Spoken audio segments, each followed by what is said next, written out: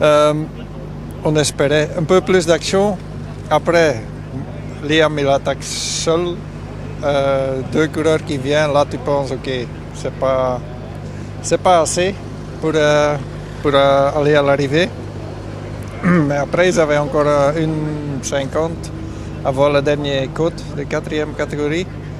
J'ai dit oh, si avec 3 après de descente et ils vont légèrement dans le dos, ça va être juste. Mais après Otruba il attaque sur le boss. J'ai dit ah, là c'est pas bien, ils vont se faire mal tous les 3. Après, il se retrouve seul, mais il a fait un grand numéro. Hein.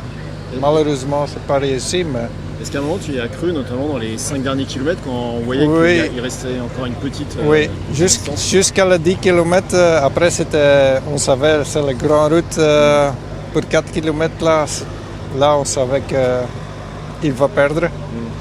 Mais on croyait encore toujours. Mais... bon, il y a à la fin plein des équipes qui viennent rouler. Et tu sais que ça va être extrêmement difficile, mais on a cru quand même un petit peu. C'est un gros moteur quand même, Liam. Oui, on sait ça.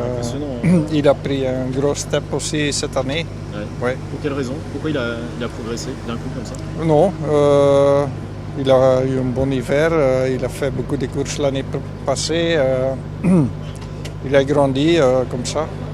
Mais c'était déjà parce qu'il est venu pro chez nous, on savait qu'il avait un très grand moteur.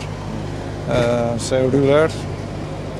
Et il s'est frotté, c'est un lead-out, il sait faire beaucoup de choses, il crème mieux cette année.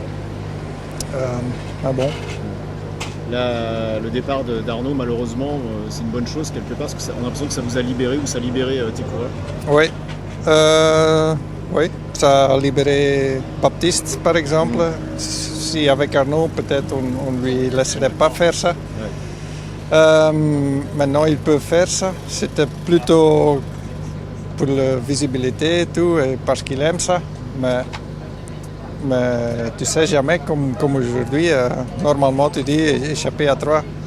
Ça ne va pas à l'arrivée avec tous les sprinters, mais ça peut arriver. On a travaillé des années avec Thomas de Gent, alors tout est possible. Ok, merci Mario.